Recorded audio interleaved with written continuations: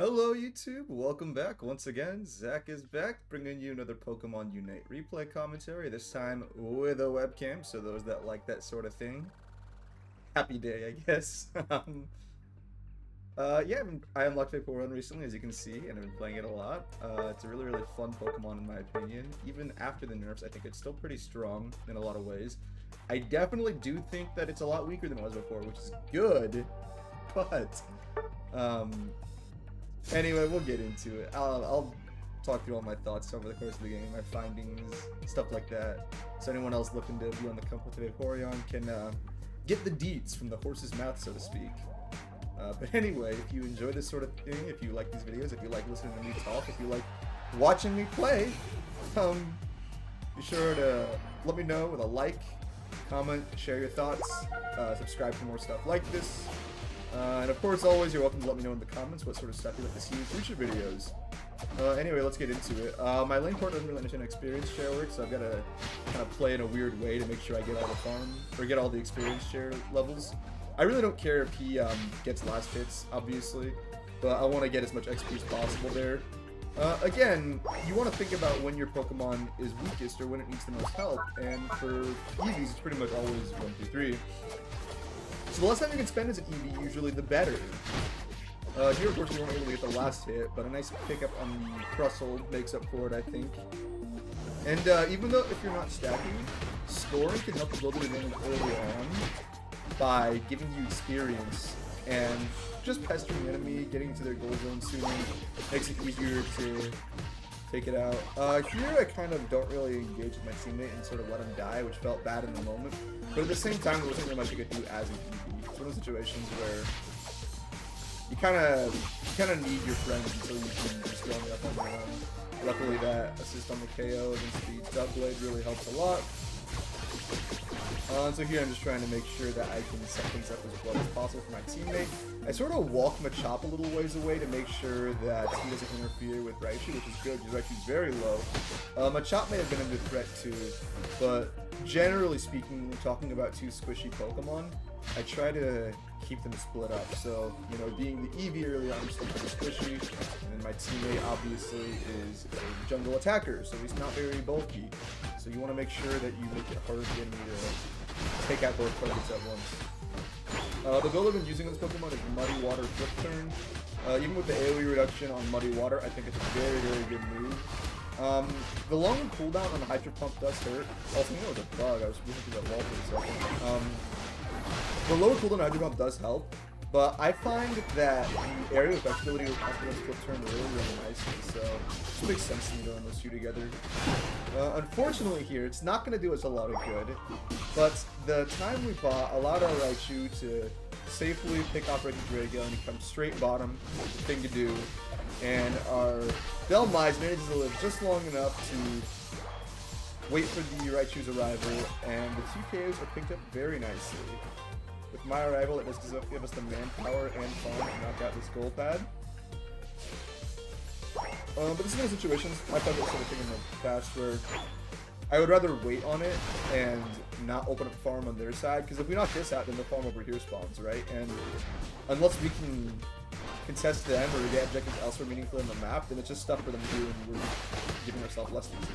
It's like, yeah, arguably we go top sooner, but we can also score more points, and that's basically the same as going top sooner in a way, scoring points either way. It's a little different.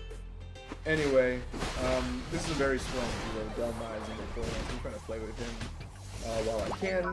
Reason being, obviously, all the disable tools and the ability of Vaporeon really complement the displacement and disables and durability of Delmise by allowing the two to complement one another in team fights. Here I see that he's going to score, and I do believe he was stacking this game. If not him, it was a Delmise in a previous game I had. But my thought is, I really would rather be top helping the team at this point than helping this guy stack. Although I won't mind stopping to farm a little on the way. That does give you the experience with the scoring to get my ult off. This guy really should have been able to stop me. I don't know why he didn't sooner, but you take those. Since we both already hit this thing, and he's keeping me from hitting his team, and I think he's his team, I decided just to make the most of the opportunity and waste his time. Stealing some farm, stealing some berries, forcing him to play his side more. generally, if you can't connect your team, I feel like it's a good strategy because, again, as I say, you're generating advantage where you can, as opposed to trying to get somewhere where you'd like to generate advantage, but you can't efficiently. There's a lot to be said of making the most of your time wherever you're out on the map. Here I could have considered using my ult to knock out. Whoops, sorry, that was my phone. I could have considered using my ult to try to knock out the Guardy, but the ult takes a long time to come off for the damage effect, so I didn't really want to waste it. I would like to get bottom and farm the Swablu and Natu, or Swablu and Altaria that are there, but with this guy here, I kind of feel obliged to do my job as a defender. And yeah, with one stun by him, the Dumbass is easily able to land his hook, and again, showcases why these two Pokemon work well together. I don't really know if this guy knows how to play on this, but I'm super tanky because no way he's going to kill me with a choke attack to level up, evolve. Here I position myself behind the enemy team to sort of corral them in.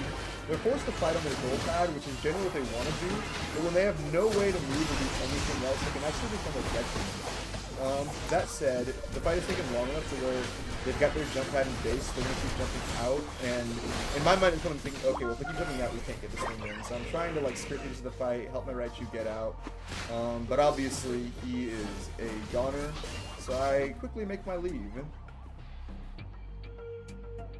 I try to stay a little low because I figure they're going to push, if anything. When I see this, I decide to farm instead, and sure enough, they're coming now. This was a good enough bait for them to give up on the bottom instead. Here you can see the mobility of Flip Turn allows you to stay alive a lot longer than you think you might be able to otherwise. So it reminds you of Sky Attack on Ho-Oh in a sense. Although without something like Regenerator, it's less useful as a survivability tool, but the engagement aspect, the kick of Flip Turn, that component, is really, really nice for stunning people and giving you a nice bit of extra added mobility, which Pokemon like Vaporeon benefit a lot from. And again, I keep with the team, doing objectives and generating advantage where we can. Decide to immediately hit this objective. There is risk of the enemy team coming up and coming to contest, but we have levels on them. We have people on them, presumably. That's my hope anyway. Team may sort of take a long time to get this here. Let's see, are we going to get it? I actually don't remember if we got this one. Yeah, I got that one. Funny story. So, Regidrago buff obviously helps you score faster, which is really good if your goal is to score points, which mine was here. And I see a lot of points on the ground. I'm like, oh well, I have a Regidrago buff, so I'll just score all these points. I can stun him. I'm gonna kite him a bit, but it was not enough. Even though I kept pressing the button and waiting, it was not enough. So don't make mistakes like that, kids. Luckily, the space doesn't allow my team to get lucky very easily, and the enemy team is able to score enough bottom to knock it out. So kind of wasted effort on their part, nonetheless. My team decides to push this here, which, and in the meantime, I'm fun. So we die 30 seconds before Groudon. But they actually are strong enough to, for the most part, keep themselves alive and actually work it in the lineup still. Unfortunately, the Raichu is going to drop one there, but the Lapras being ever tanky against the damage lacking lineup of those three, easily is able to hold his own, but the Aegislot's going to change things probably, so see what we can do here. The wall there is me from being able to engage the way I want to. I wanted to Flip Turn in, but I wanted to go all the way around. It would take too long. So instead I decided to just back up and wait for a team to regroup so we can do Drago instead. Remember don't lose your eyes on the prize. Always know where your objective is. Whoa, what the heck did I just press? And you know, as Vaporeon, do be willing and able to continue helping your teammates that can use it the most. Here I'm sort of committed to, I guess, suiciding inks. I see a lot of people here, and I know that we can engage. And we get a lot of pulls baited out between the Blissey and up here when we're fighting with the Crustle. Unfortunately, I get knocked out by the result, but my team is able to use the momentum generated by my demise to easily narrow the enemy team down to just a Gardevoir and then a Champ on the respawn. And of course, I'm coming up too. This whole time, our Raichu has been hitting Groudon, which may seem like a risky strategy because we already are up by quite a large margin. But getting Groudon does mean they can't get it themselves, so we're basically doing no for the losing. So all I left to do here is control the area, make sure you can't get to it. As it's getting low, just near the last hit. And I timed the flip turn right after his ult to be able, or rather, I timed it to where if his ult didn't kill it, my flip turn would. And his ult didn't kill it, so my flip turn did, which is sort of my goal, which is nice. And of course, with the damage up of Groudon, even Vaporeon defenders can easily dispatch these two. Yep, that definitely helps there. And yeah, I do believe that is it. Ooh, one more cool KO.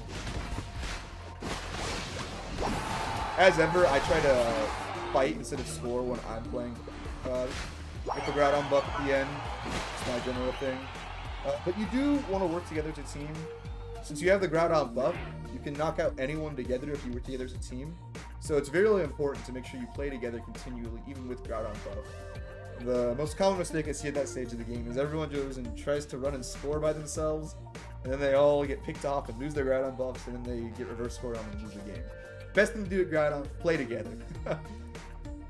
But anyway, everything worked out well this game. It was a really fun one to play as well, and I hope you guys had fun watching. Thank you so much. Hope you enjoy. If you like seeing my camp, if you like seeing my lovely mug, you can check out my Twitch. There's a link in the description. You can follow me there. You'll see when I go live. I'm trying to stream more these days, at least once a week still, but sometimes 2 or 3 times a week as well. With also uploading more videos, because I know how much people enjoy those. So I'm trying to, give you guys good content. Let me know what you think. But anyway, that'll be it. Thank you all for watching. Hope you have a great day. Peace.